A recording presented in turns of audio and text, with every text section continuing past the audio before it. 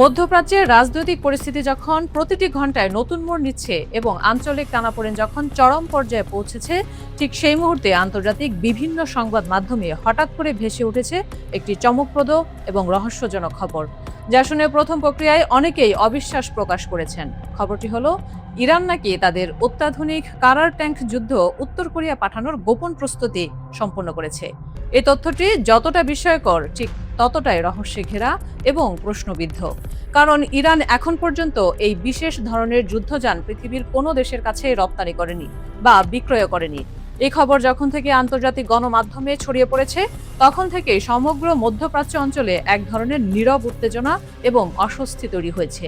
বিভিন্ন দেশের গোয়েন্দা সংস্থাগুলো এই তথ্যের সত্যতা যাচাই করতে তৎপর হয়ে উঠেছে এবং কূটনৈতিক মহলে চাপা গুঞ্জন শুরু হয়ে গেছে। খবরটি এমন এক সময় প্রকাশ পেয়েছে যখন মধ্যপ্রাচ্য অঞ্চল ইতিমধ্যেই অত্যন্ত উত্তপ্ত এবং অস্থিতিশীল পরিস্থিতির মধ্য দিয়ে যাচ্ছে। এরকম একটা নাজুক পরিস্থিতিতে ইরানের মতো একটি শক্তিশালী আঞ্চলিক শক্তি কেন তাদের সবচেয়ে আধুনিক এবং কার্যকরী যুদ্ধ সম্পদগুলোর একটি হাজার হাজার কিলোমিটার দূরের একটি দেশে পাঠানোর চিন্তা করবে, সেটাই এখন সবচেয়ে বড় প্রশ্ন হয়ে দাঁড়িয়েছে। এটি কি সত্যিই নিছক একটি সামরিক সহযোগিতা চুক্তি, নাকি এর পেছনে লুকিয়ে আছে আরও গভীর এবং জটিল কোনো ভূরাজনৈতিক কৌশল, যা আমরা এখনও পুরোপুরিভাবে উপলব্ধি করতে পারছি না? বিশ্লেষকদের মতে এই ধরনের পদক্ষেপের পেছনে সাধারণত অনেক স্তরের হিসাব নিকাশ থাকে, যা সাধারণ দৃষ্টিতে ধরা পড়ে না।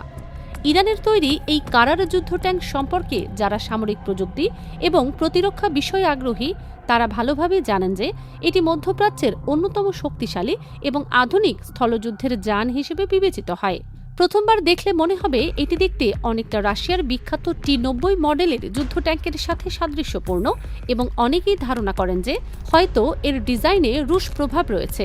তবে ইরানি কর্তৃপক্ষ বারবার জোর দিয়ে বলে আসছে যে এই যুদ্ধযানটি সম্পূর্ণভাবে তাদের নিজস্ব প্রযুক্তিতে এবং দেশীয় প্রকৌশলীদের দ্বারা ডিজাইন এবং নির্মিত হয়েছে।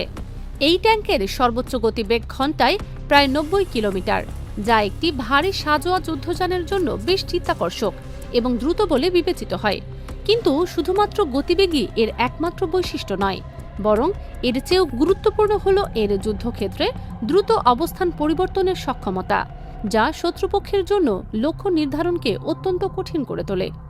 এই যুদ্ধযানের সবচেয়ে মারাত্মক এবং শক্তিশালী অংশ হল এর 125 মিলিমিটার ক্যালিবারের প্রধান কামান, যা প্রযুক্তিগত দিক থেকে অত্যন্ত উন্নত এবং অত্যাধুনিক।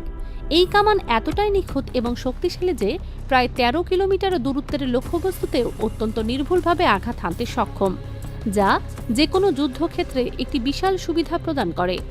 শুধুমাত্র স্থলভিত্তিক লক্ষ্যবস্তুই নয়, বরং বিভিন্ন আন্তর্জাতিক প্রতিবেদন এবং সামরিক বিশ্লেষণে উল্লেখ করা হয়েছে যে এই যুদ্ধ ট্যাঙ্ক শত্রুপক্ষের হেলিকপ্টার, এমনকি নিচু উচ্চতায় উড়ন্ত যুদ্ধ বিমানকেও লক্ষ্যবস্তু হিসেবে চিহ্নিত করতে এবং আঘাত করতে পারে, যা সাধারণ যুদ্ধ ট্যাঙ্কের ক্ষেত্রে বিরল একটি বৈশিষ্ট্য।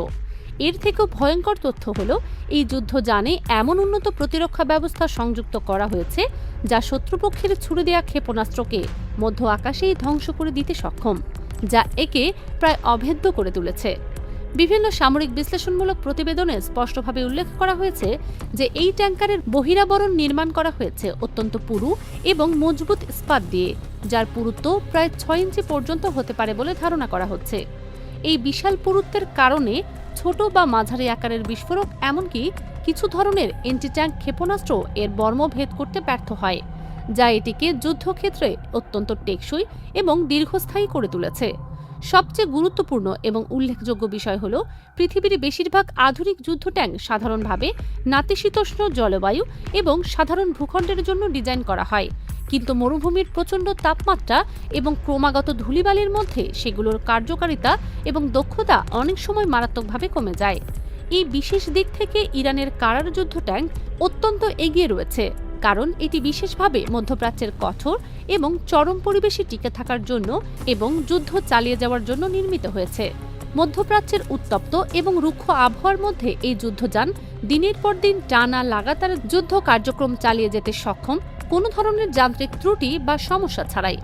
এছাড়াও এই ট্যাঙ্কে সংযুক্ত রয়েছে অত্যাধুনিক নাইট ভিশন প্রযুক্তি এবং থার্মাল ইমেজিং সেন্সর, যা গভীর রাতের অন্ধকারেও শত্রুপক্ষকে সহজেই শনাক্ত করতে এবং অত্যন্ত নির্ভুলভাবে আঘাত হানতে সাহায্য করে। এই ধরনের প্রযুক্তি যুদ্ধক্ষেত্রে একটি অপরিসীম সুবিধা প্রদান করে, কারণ রাতের আধারে চলাফেরা করা এবং গোপনে আক্রমণ পরিচালনা করার ক্ষমতা যে কোনো সামরিক বাহিনীর জন্য অত্যন্ত মূল্যবান সম্পদ।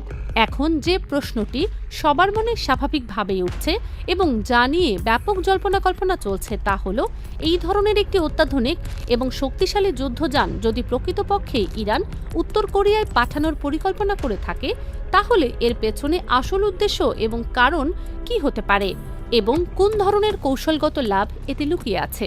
সামরিক বিশেষজ্ঞ এবং প্রতিরক্ষা বিশ্লেষকদের মতামত অনুযায়ী উত্তর কোরিয়ার কাছে যদিও অত্যন্ত উন্নত এবং দূরপাল্লার ব্যালিস্টিক ক্ষেপণাস্ত্র প্রযুক্তি রয়েছে এবং তারা হাইপারসনিক অস্ত্র উন্নয়নেও উল্লেখযোগ্য অগ্রগতি সাধন করেছে, কিন্তু তাদের স্থলভিত্তিক সাঁজোয়া বাহিনী, বিশেষত যুদ্ধ ট্যাঙ্ক বহর, তুলনামূলকভাবে অনেক পুরনো এবং সেকেলে প্রযুক্তি দিয়ে তৈরি, যা আধুনিক যুদ্ধক্ষেত্রে তাদের একটি দুর্বল দিক হিসেবে চিহ্নিত।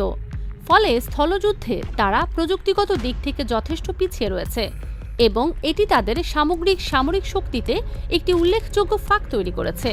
এই বিশেষ প্রেক্ষাপটে ইরানের কারার যুদ্ধ ট্যাঙ্ক উত্তর কোরিয়ার জন্য একটি বিশাল গেম চেঞ্জার হিসেবে কাজ করতে পারে, কারণ এটি তাদের স্থলভিত্তিক সামরিক ক্ষমতার একটি নতুন এবং শক্তিশালী মাত্রা যোগ করবে, যা তাদের সামগ্রিক প্রতিরক্ষা কৌশলকে শক্তিশালী করবে। ধারণা করা হচ্ছে যে ইরান এবং উত্তর কোরিয়ার মধ্যে দীর্ঘদিন ধরেই এই গভীর এবং গোপন সামরিক সহযোগিতা বিদ্যমান রয়েছে, যা প্রকাশ্যে আসে না। অতীতেও এই দুই দেশ বিভিন্ন সময়ে প্রযুক্তি এবং সামরিক জ্ঞান আদান প্রদান করেছে বলে আন্তর্জাতিক গোয়েন্দা প্রতিবেদনে উল্লেখ পাওয়া যায়। কিছু গোপন সূত্রের বরাত দিয়ে বলা হয়েছে যে গত কয়েক মাস আগেই ইরান তাদের একটি আধুনিক সাবমেরিন প্রযুক্তির তথ্য এবং কারিগরি জ্ঞান উত্তর কোরিয়ার সাথে ভাগাভাগি করেছে, যদিও এই ধরনের গোপন লেনদেনের বিষয়ে কোনো দেশই কখনো আনুষ্ঠানিকভাবে কিছু স্বীকার করে না বা প্রকাশ করে না। যদি এই ট্যাঙ্ক সরবরাহের খবর সত্যি প্রমাণিত হয়, তাহলে এটি নিছক একটি সাধারণ সামরিক বাণিজ্য চুক্তি হবে না, বরং এটি হবে একটি বড় ধরনের কৌশলগত এবং ভূরাজনৈতিক বার্তা, যা পুরো এশিয়া এবং মধ্যপ্রাচ্য জুড়ে গভীর প্রভাব ফেলবে এবং আঞ্চলিক ক্ষমতার ভারসাম্যকে প্রভাবিত করবে। তবে এখানে একটি অত্যন্ত গুরুত্বপূর্ণ এবং উল্লেখযোগ্য বিষয় মনে রাখা প্রয়োজন যে এই সম্পূর্ণ বিষয়টি নিয়ে এখন পর্যন্ত কোনো নিশ্চিত এবং প্রামাণিক তথ্য বা প্রমাণ পাওয়া যায়নি যা একে সন্দেহাতীতভাবে প্রতিষ্ঠিত করতে পারে। না ইরান না উত্তর কোরিয়া কোনো পক্ষই এই বিষয়ে কোনো আনুষ্ঠানিক বক্তব্য বা বিবৃতি প্রকাশ করেনি যা এই খবরের সত্যতা নিশ্চিত করতে পারে, কিন্তু তারপরেও পুরো মধ্যপ্রাচ্য এবং আন্তর্জাতিক সামরিক মহল জুড়ে এই বিষয়টি নিয়ে ব্যাপক আলোচনা এবং জল্পনা কল্পনা চলছে, কারণ এর সম্ভাব্য প্রভাব অত্যন্ত সুদূরপ্রসারী হতে পারে। এর প্রধান এবং মূল কারণ হল মধ্যপ্রাচ্যের এমন একটি অত্যাধুনিক এবং শক্তিশালী যুদ্ধযান যদি প্রকৃতপক্ষে উত্তর কোরিয়ার হাতে চলে যায়, তাহলে উত্তর কোরিয়া তাদের স্থলভিত্তিক সামরিক সক্ষমতা এবং শক্তি কয়েকগুণ বৃদ্ধি করতে সক্ষম হবে, যা পূর্ব এশিয়ার নিরাপত্তা পরিস্থিতিকে জটিল করে তুলবে। এই পুরো পরিস্থিতির আরেকটি গুরুত্বপূর্ণ দিক হল এই ধরনের সরবরাহের লজিস্টিক এবং বাস্তবায়ন প্রক্রিয়া। ইরান থেকে উত্তর কোরিয়া পর্যন্ত এত বড় এবং ভারী যুদ্ধযান পরিবহন করা একটি অত্যন্ত জটিল, ব্যয়বহুল এবং ঝুঁকিপূর্ণ প্রক্রিয়া, যার জন্য প্রয়োজন হবে বিশেষ ধরনের পরিবহন, জাহাজ অথবা কার্গো বিমান এবং একাধিক দেশের আকাশসীমা বা সমুদ্রপথ ব্যবহারের অনুমতি, যা পাওয়া অত্যন্ত কঠিন। কিছু বিশ্লেষক মনে করছেন যে হয়তো সরাসরি ট্যাঙ্ক সরবরাহের পরিবর্তে প্রযুক্তি হস্তান্তর হতে পারে, অর্থাৎ ইরান হয়তো উত্তর কোরিয়াকে এই ট্যাঙ্ক তৈরির নকশা এবং কারিগরি জ্ঞান দিতে পারে, যাতে তারা নিজেরাই নিজেদের দেশে এই ধরনের যুদ্ধযান উৎপাদন করতে পারে।